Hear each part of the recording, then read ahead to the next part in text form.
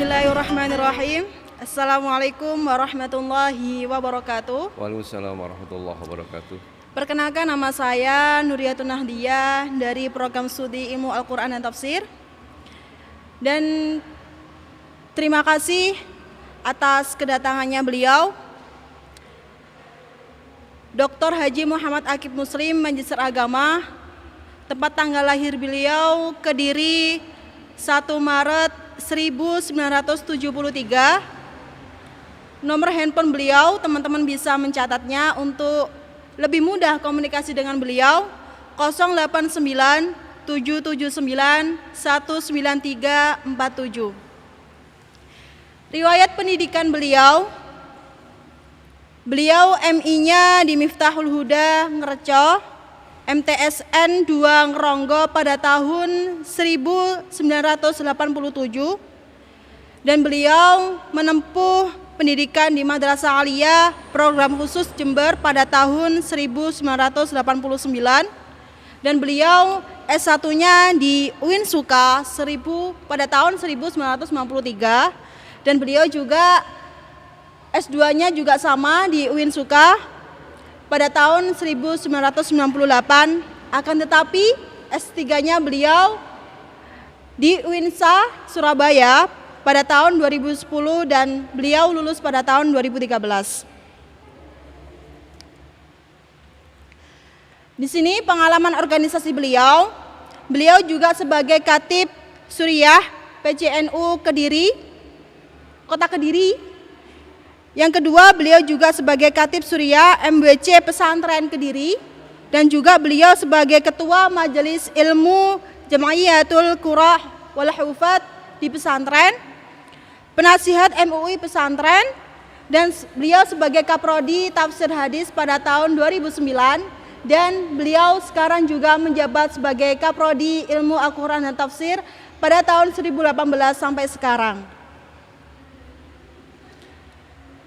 Moto beliau, hidup adalah perjuangan, maka jalani hidup dengan perjuangan yang bermanfaat. Di sini akan diberikan sedikit wawasan terkait bagaimana ilmu Al-Quran dan Tafsir dan ilmu hadis jadi satu persatu. Yang dahulunya kita kenal dengan tafsir hadis, itu nanti akan dijelaskan oleh beliau selaku narasumber kita dan selaku kaprodi kita. Latar belakang alasannya bagaimana perpecahan tafsir hadis itu menjadi dua prodi, yaitu prodi ilmu Al-Quran dan Tafsir dan prodi ilmu hadis.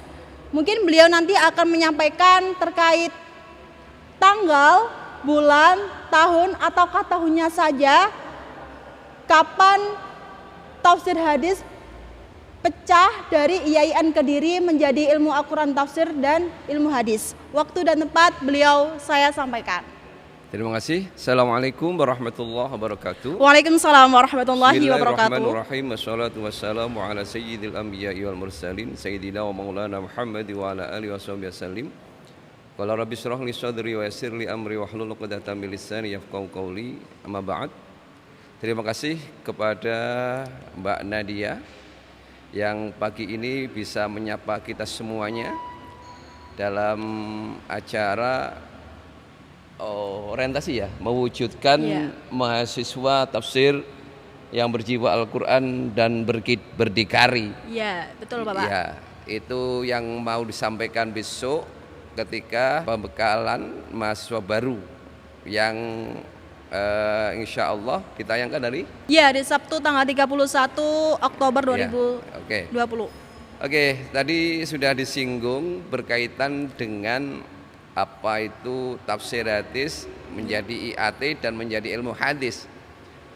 Sebenarnya kalau dibilang tidak ideal, tidak ideal. Karena bagaimanapun juga sumber Islam itu terdiri dari dua, yaitu Al-Quran dan hadis.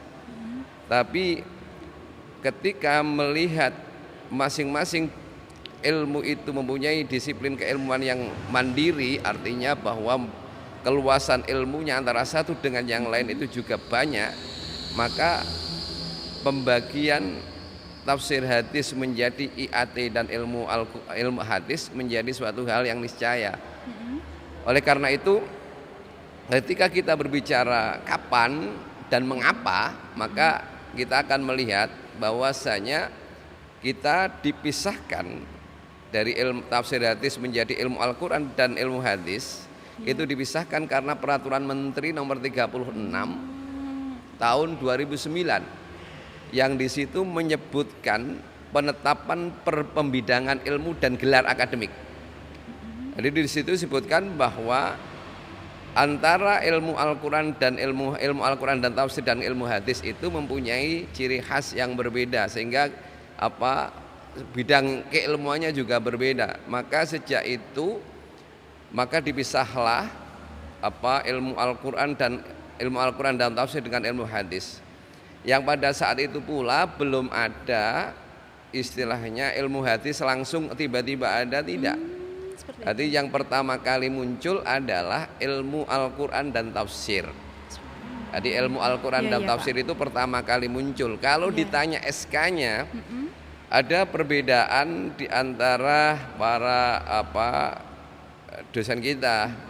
Jadi kita tidak bisa mensamakan persepsinya dengan apa yang kita pahami. Tapi yang ketika saya melihat di borang akreditasi itu sekitar tanggal 13 April 2013 saya bilang itu. Tapi ketika Pak Zainal melihat di surat kabar yang itu adalah SK dari IAT Cirebon, itu ternyata SK-nya muncul 2014. Maka di situ sebenarnya ilmu Al-Quran dan ilmu Al-Quran dan tafsir itu secara mandiri itu sudah ada sejak 2009, itu sudah mulai karena sudah dipisah dan konsekuensinya dipisah, maka membutuhkan surat keputusan menteri. Dan dari 29 ke surat keputusan menteri itu kira-kira 2013. Maka di situ ada gelar akademik gitu kan, SAG gimana itu pada saat itu saya lupa itu. Yang jelas ada pembidangan itu. Maka di sini sebenarnya yang dikatakan sejarah itu bahwa ilmu Al-Quran dan tafsir serta ilmu hadis itu berpisah, mulai bercerai menceraikan dirinya seperti rumah tangga Pak, seperti rumah tangga itu. Sebenarnya kita satu bangunan, sudah suami istri itu antara Al-Quran dan ilmu Al-Quran dan ilmu hadis itu sudah satu yang tidak dapat dipisahkan. Maka ketika kita melihat kompetensi mahasiswa ketika IAT itu sangat minim mengerti ilmu hadis. Itu yang kita rasakan sekarang itu. Maka di sini sebenarnya kita mau selain mata kuliah muatan IAT, maka di situ juga nanti kita akan muat mata kuliah ilmu hadis meskipun dalam proses pengenalan. Saya kira seperti itu. Berarti gini Pak ya. Untuk perpisahannya IAT itu sudah berpisah itu pada tahun 2009 ya. Tapi di SK-nya antara 2013 sama 2014. Nah, seperti itu. Terus gini Pak, dahulu kan masih ilmu Al-Quran tafsir itu gelar selesainya dia menempuh pendidikannya di prodi ilmu Al-Quran tafsir itu kan masih gelarnya sarjana tafsir hadis. Terus sekarang itu sudah beralih menjadi sarjana agama. Itu bagaimana Pak?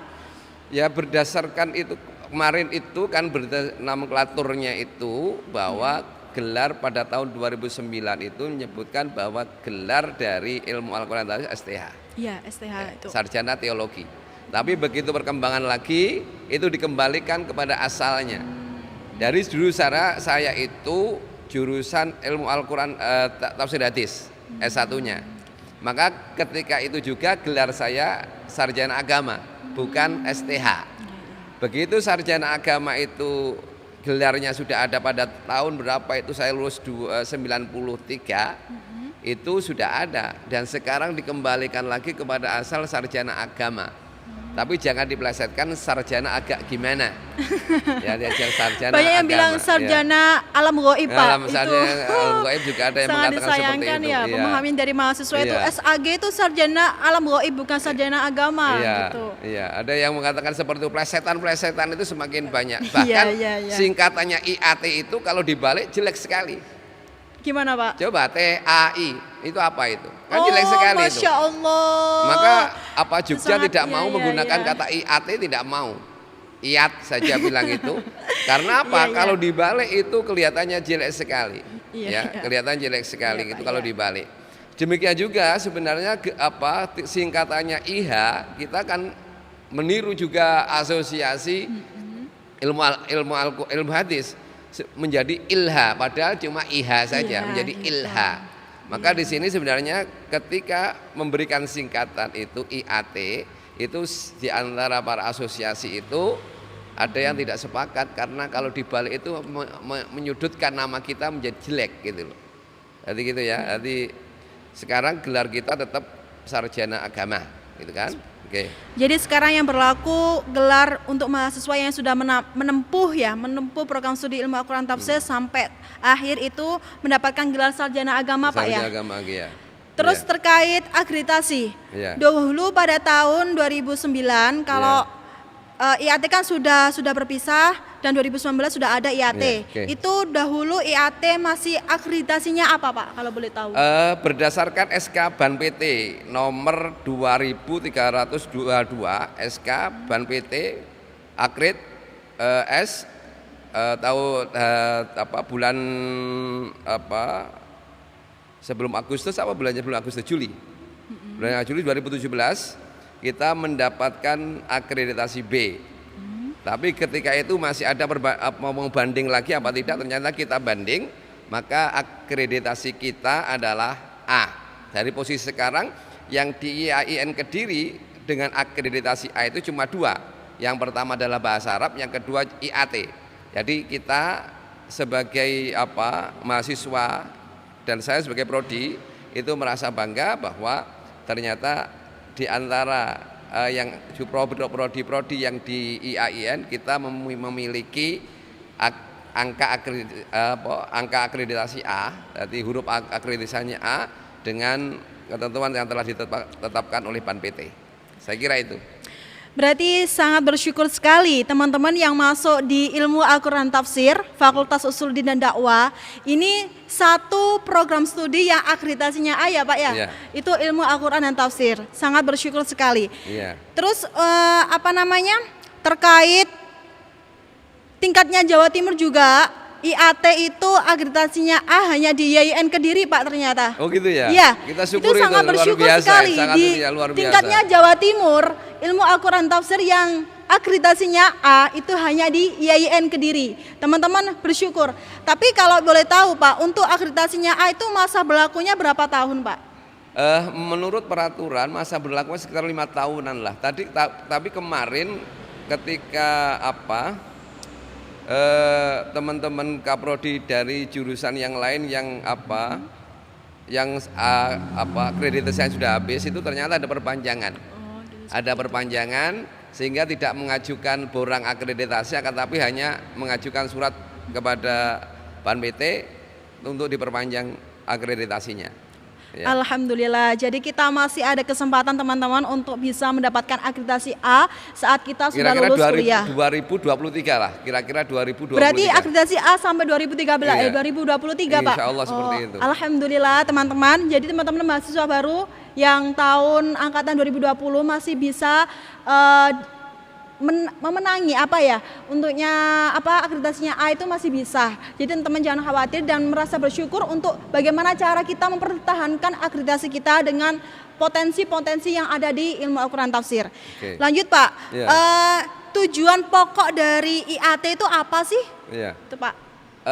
Kalau kita berbicara tujuan pokok, maka kita tidak lepas dari berdirinya IAT, ilmu Al-Quran dan Tafsir. Tujuan pokoknya adalah mempelajari Al-Quran sesuai dan tafsir ya, sesuai dengan kaidah-kaidah yang ditetapkan oleh ulama. Karena di situ ada hadis yang mengatakan man fassarul Qur'an birra'i falyadabawwa maq'adahu minan nar. Barang siapa yang menafsirkan Al-Qur'an dengan hanya sekedar pendapatnya, maka baginya bersiap-siap untuk masuk ke neraka. Dan di sini maka tujuan utamanya tidak jauh berbeda, itu memahami Al-Qur'an secara konsisten berdasarkan kaidah-kaidah yang telah ditetapkan para mufassir, sehingga kaidah-kaidah yang ada itu membingkai tafsir itu tidak keluar dari jalur yang sebenarnya. Saya kira seperti itu. Seperti jadi lebih mendalam lagi untuk memahami apa sih ilmu Al-Quran tafsir itu, baik dari tafsirannya, baik dari kandungannya maupun dari isinya sendiri ya Pak ya. Iya. Terus bagaimana prospek mahasiswa IAT itu setelah lulus itu?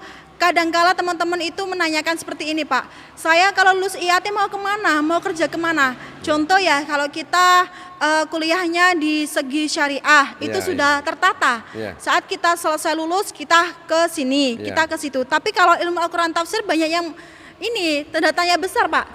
Ini mau dikemanakan? Ini kalau kita sudah lulus ke IAT gitu. Mungkin bisa dijelaskan Pak? Untuk mahasiswa baru, Anda mempunyai banyak kesempatan untuk terjun dalam bidang-bidang tertentu. Untuk kompetensi utamanya, profil utamanya, bahwa apabila kita keluar dari ilmu Al-Quran dan tafsir, maka yang sasaran yang kita bidik profil utamanya adalah menjadi mufasir pemula. Insya Allah, jadi mufasir pemula ya, mufasir pemula. Jadi kita di situ apa artinya mufasir pemula? Bahwa kita tidak bisa hadir dengan hanya sekedar pikiran rasional kita, akan tetapi kita sudah mengantongi bagaimana pendapat-pendapat ulama yang telah mempresentasikan tafsirnya dari berbagai macam pendekatan, itu kita bisa pahami. Sehingga ketika kita memahami tafsir dari berbagai macam laun atau turuk atau manhaj, maka kita akan melihat bagaimana problematika yang ada di masyarakat itu kita bisa menyelesaikan dengan sebaik-baiknya.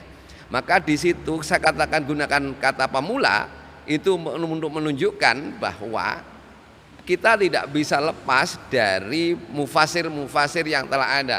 Maka di situ kutip sana, kutip sini dari pendapat mufasir itu adalah menjadi penting.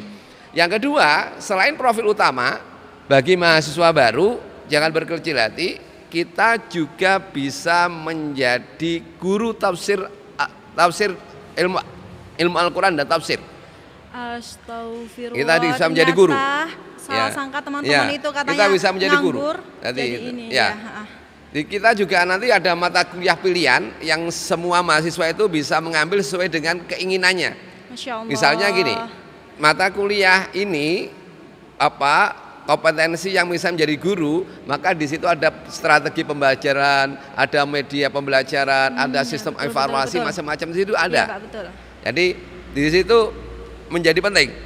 Selain juga bisa menjadi guru, maka profil tambahannya itu adalah menjadi dai milenial. Masya Allah, jadi ustadz-ustadzah. Ya, ustadz-ustadzah ya. Yang dia bisa ekspresi di depan kamera. Gitu.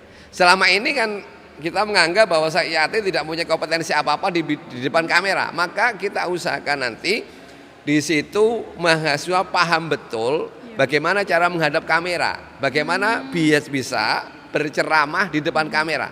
Maka di situ nanti ada mata kuliah namanya ilmu dakwah. Ya, ilmu dakwah. Dakwah multimedia juga ada.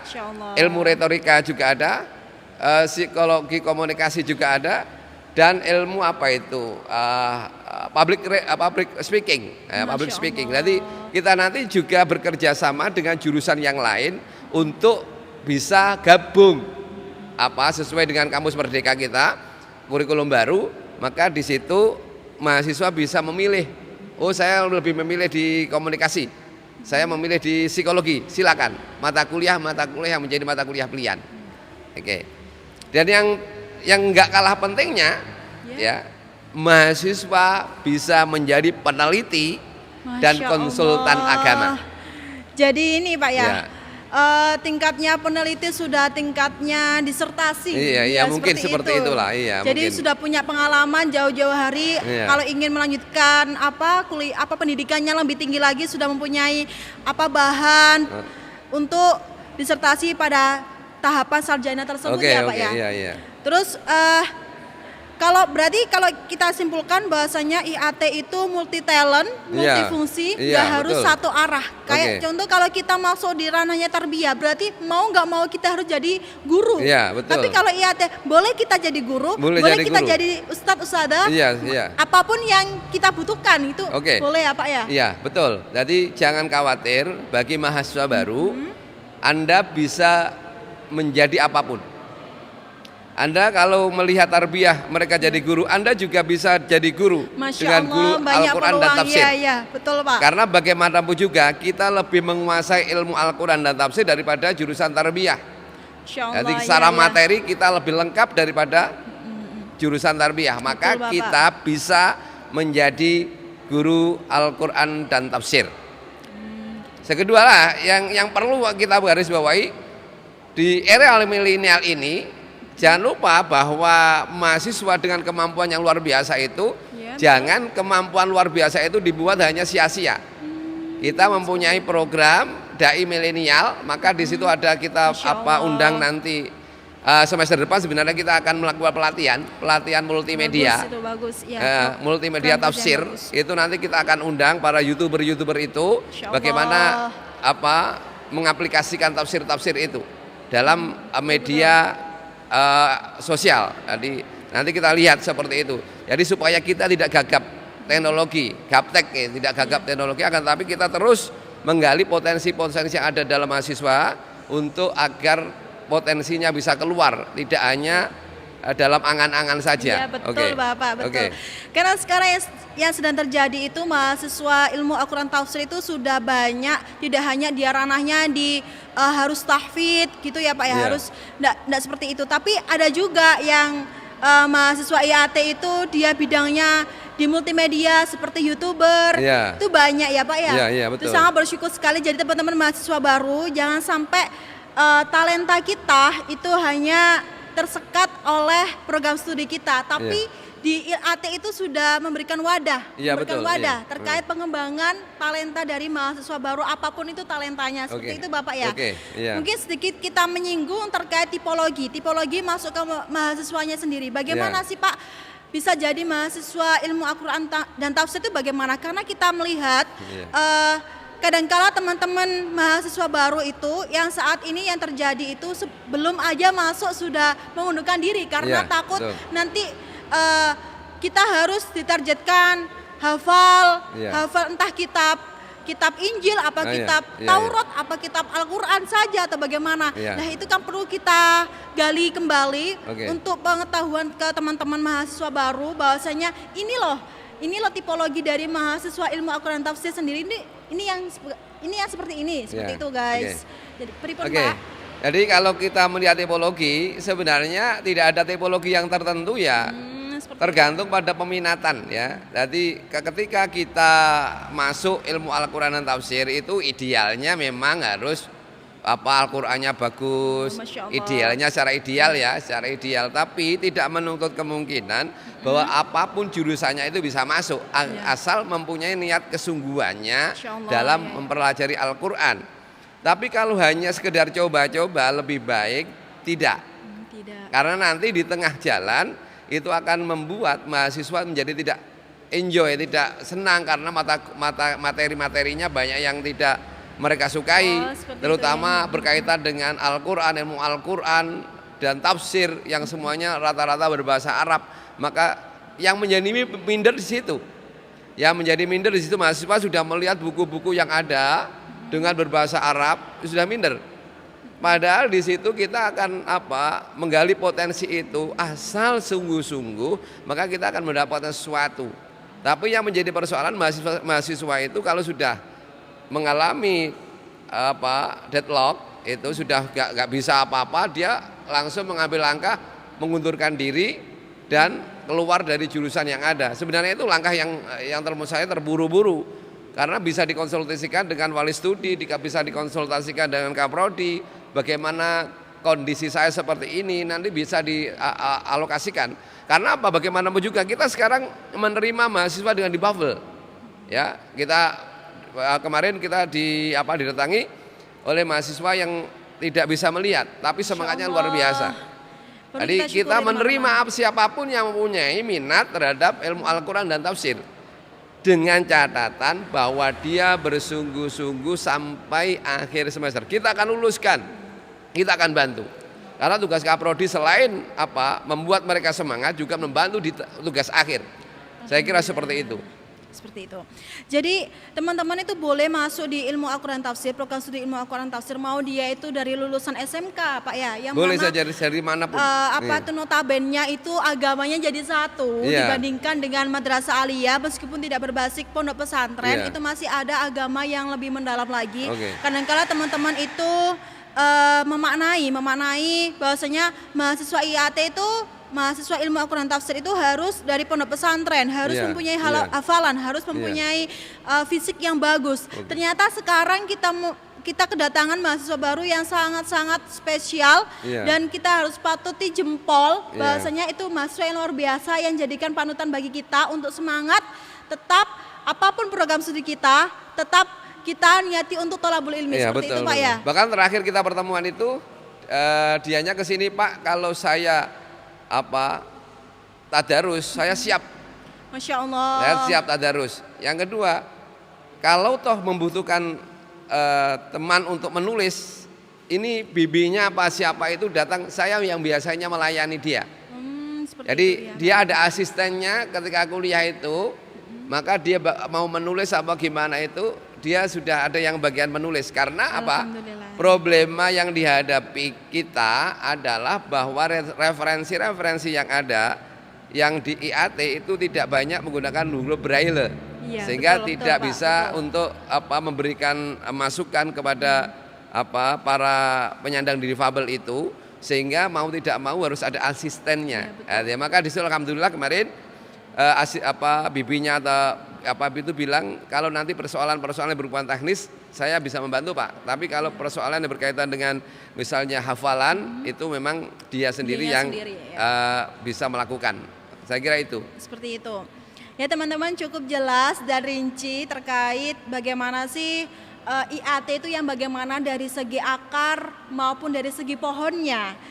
Jadi sekian, terima kasih Bapak sudah memaparkan terkait ke IAT itu yang bagaimana. Teman-teman bisa untuk menanyakan ke beliau, tadi sudah ada nomor handphonenya, atau bisa langsung datang ke kampus, ke kantornya beliau untuk menanyakan keluh kesah teman-teman terkait masuk di program studi Al-Quran Tafsir. Saya harap teman-teman tidak salah untuk melangkah, dan teman-teman bertanggung jawab atas pilihannya.